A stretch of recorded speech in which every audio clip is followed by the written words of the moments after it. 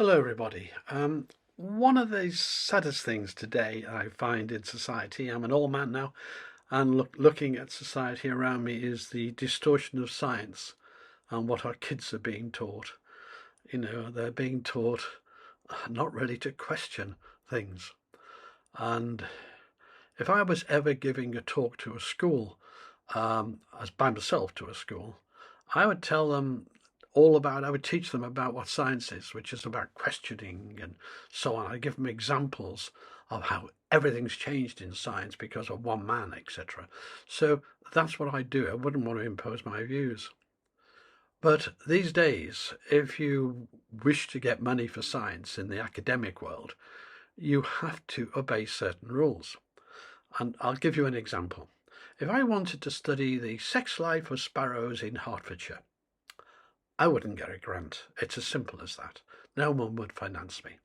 But if I want to study the sex lives of sparrows in Hertfordshire and how they're affected by climate change, then I get the money.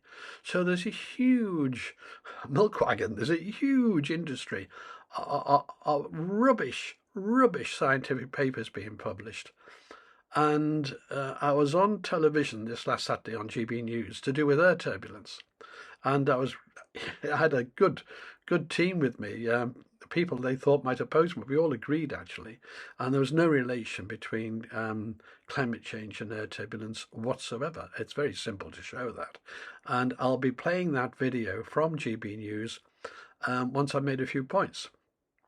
So, first of all, in this case, the whole thing about turbulence being related to climate change, that's turbulence and air travel, has come about because of the recent pretty bad Singapore Airlines flight and what happened, and then the media tend to escalate it all. But there happened to be a 2024 paper from Reading University, which is frankly rubbish. All you have to do to determine whether turbulence is changing, the amount of turbulence is changing, and look at all the data, which is really kept very well by for example, the Federal Aviation Authority, the FAA, in America. That's all you have to do. But no. The scientists at Reading University did a model. They built a model and for a tiny little bit of the Atlantic, as it were, and said, oh, it's increasing by up to 55% in the future and all this nonsense. And the model, they didn't even allow for the increased air traffic.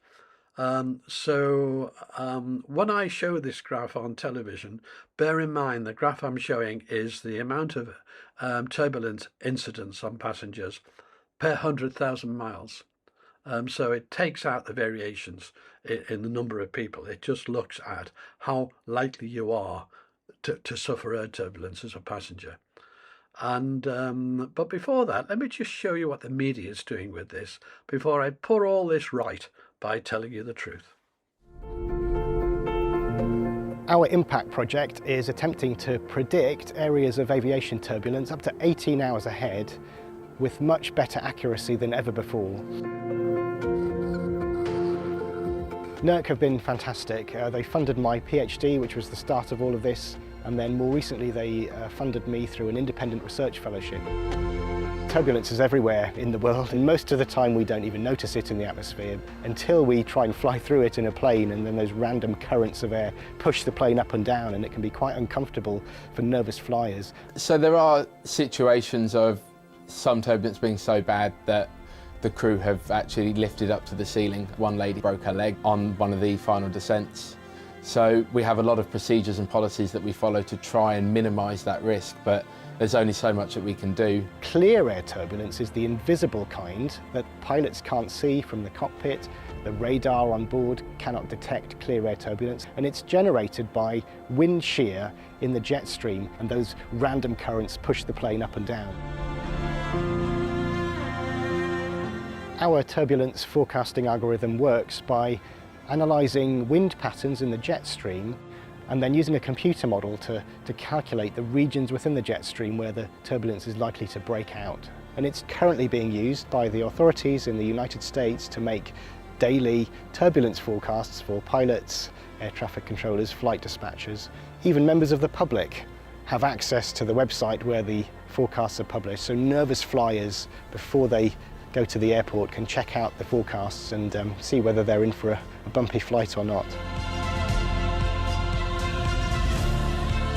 Our research has calculated that climate change could double or even treble the amount of clear air turbulence in the atmosphere in the coming decades. And that's why I'm working with one of the largest aircraft manufacturers in the world to try and build our projections into their design parameters and make sure that the planes of the future can withstand the more turbulent atmosphere that they'll be flying in.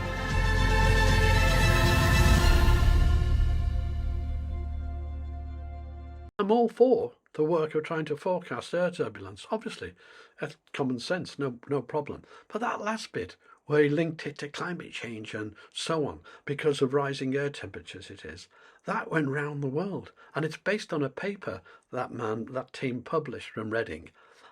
And that paper is silly. It's a model.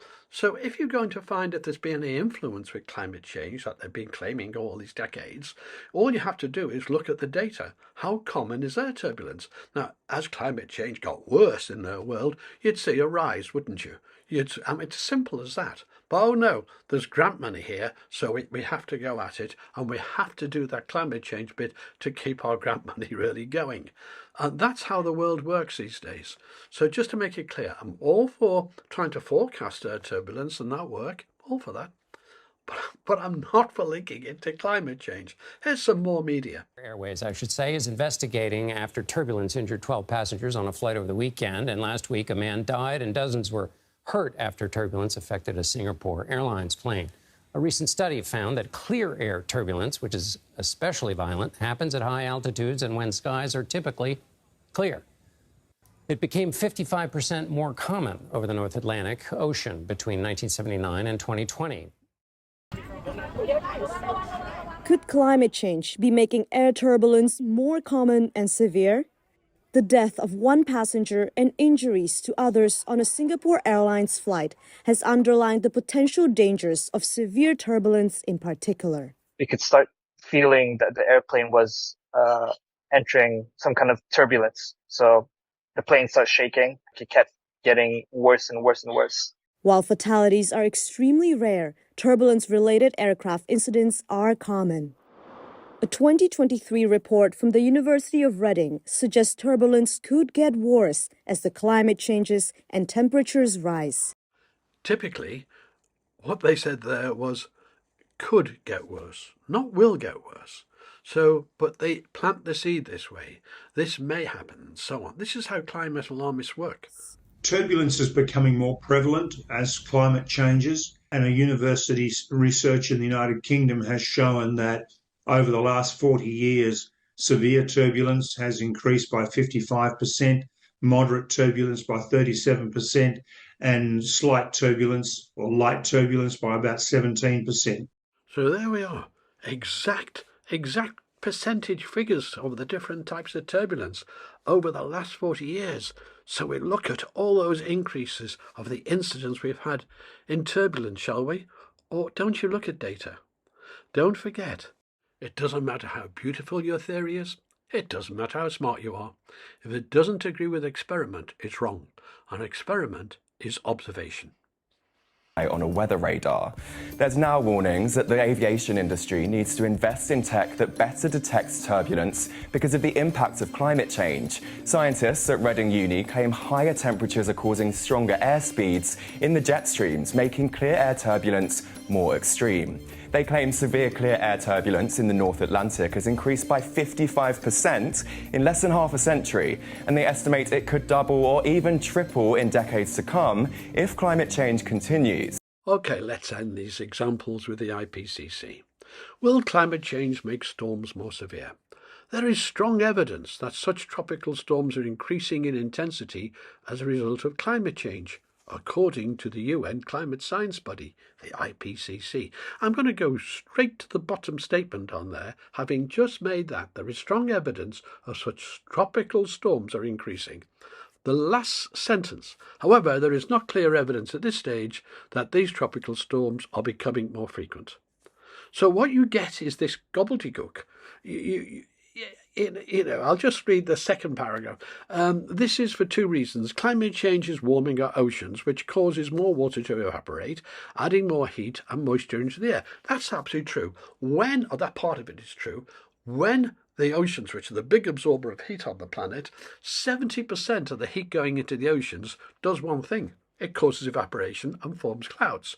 What do clouds do? They're the thermostat. They reflect the sun's rays back and therefore control. In fact, overwhelmingly, clouds are the thermostat of the Earth. And they switch on and off.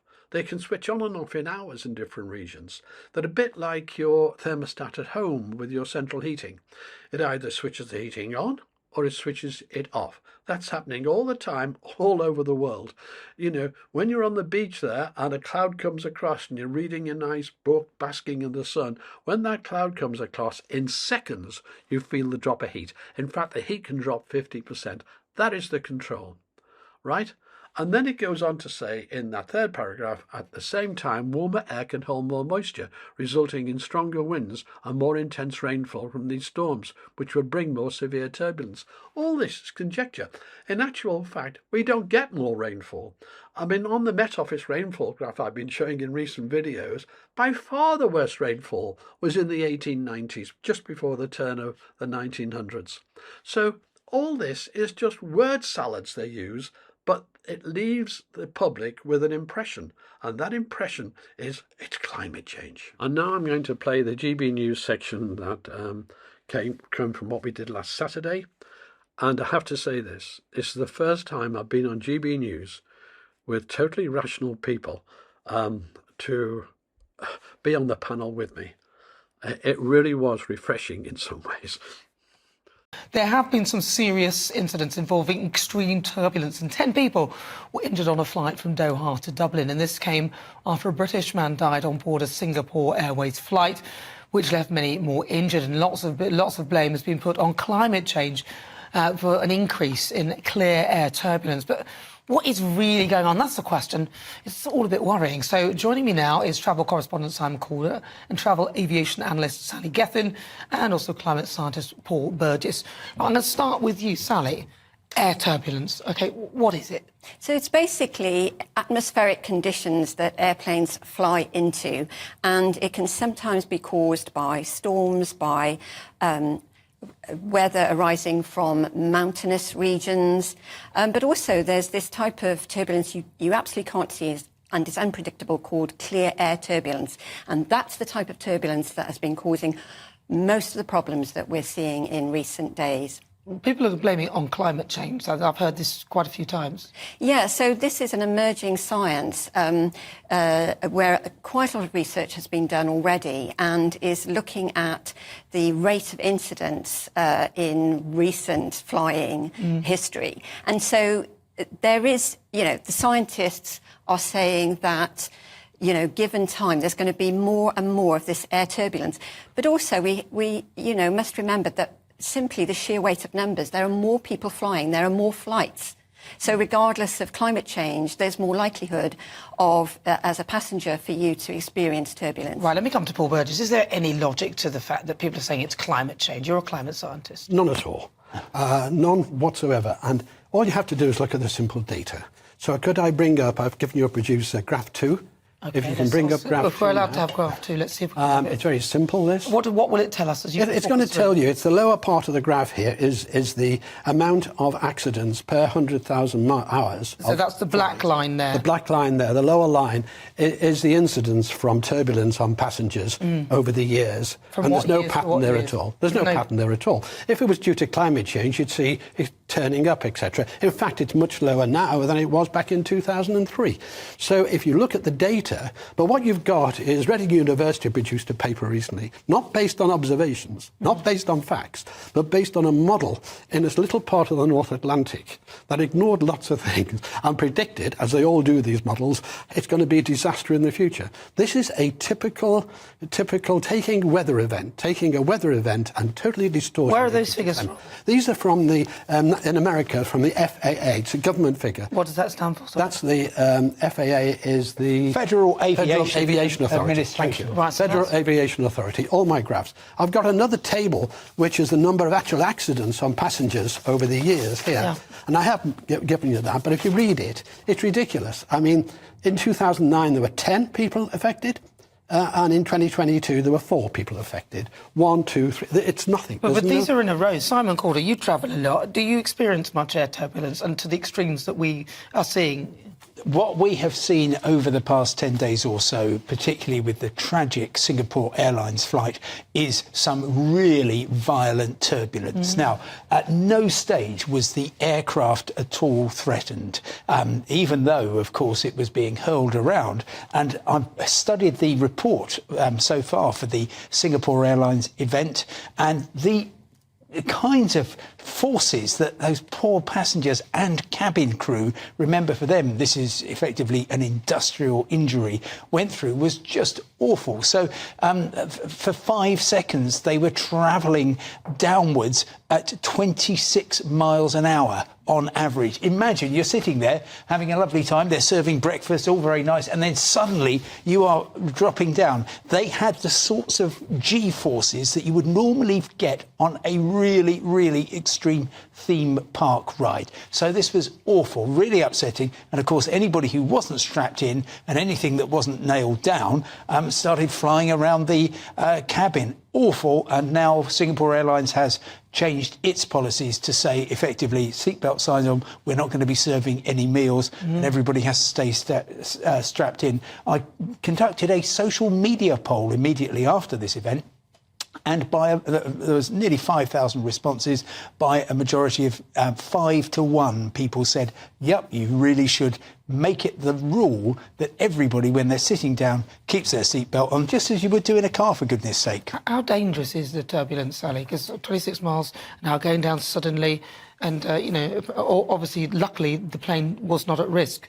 But what are the risks if planes get caught in this? Yeah, so you nailed it. It's a danger to human beings, but not necessarily the aircraft itself. Aircraft are stress tested to withstand incredible forces. But as a human being, if you're not strapped down, basically anything that isn't bolted down is likely to rise suddenly. Or, in some cases, if the plane jolts upwards, you can be pinned to the actual floor. So, obviously, jumping upwards is also a turbulence, is that as well? Yeah, that's also a sudden jolt upwards, sudden rise. And, of course, passengers are likely to experience fractures and injuries where there's a lot of collisions. So you imagine the food trolley, the food and beverage trolley is quite considerable weight. That can take off the same as a human being. So it's literally like blunt force trauma to a lot of people. Why can't the plane see this turbulence? Because presumably some turbulence you can see. Yeah, they can see certain types of turbulence coming, and they're fitted with equipment to look ahead, and also pilots share data, and air traffic control shares, warnings about turbulence, and they might even plan a different trajectory for their journey based on turbulence. But this clear air turbulence, not enough is known about it. Much more work needs to be done about it. But there's also an emerging science called LIDAR technology, which is a very cutting edge, and that could offer potentially a solution to this. Paul, does the turbulence move about? Or is there one pocket that everyone knows about and you can avoid it? Oh, no, it moves about. By the way, I think for the first time ever on GBnews, I agree with all the panel here. I really do, because no one's tried to relate it to climate, because there's no connection. But we do keep hearing people saying that, though. Yes, I know we do. Well, they use any excuse. excuse. They say climate is, against races, against particular people, and so on. That's all nonsense. I'm here to stop that ridiculous sort of claim. And the data shows there is no movement, there's no pattern to air turbulence. And the air turbulence can be, like if you're going over a mountain range, you can actually get a hole like this. Now, that can actually project you up, just as the lady said, or it can project you down, right? That can happen. That's life. Right. Accept it. All right. Well, so Simon says no way of avoiding it, really. Then could they get better technology? Yes, they can. To see it. The lady explained that perfectly. You explained it. Simon Calder, I'm going to Portugal soon. I want to avoid planes. What would be my best options? OK, well, you will find it will take about 10 times longer, it will cost probably 5 times as much. Really? And arguably, well, if you make the journey, which will take you, if you're starting off in London, you've got to get across to Paris, then you can go from there to, let's say, Hendaye, on the French-Spanish border. From there, you get a little local train across to San Sebastian, then you can catch the train from there onwards to Lisbon. So it's going to take quite a lot of time.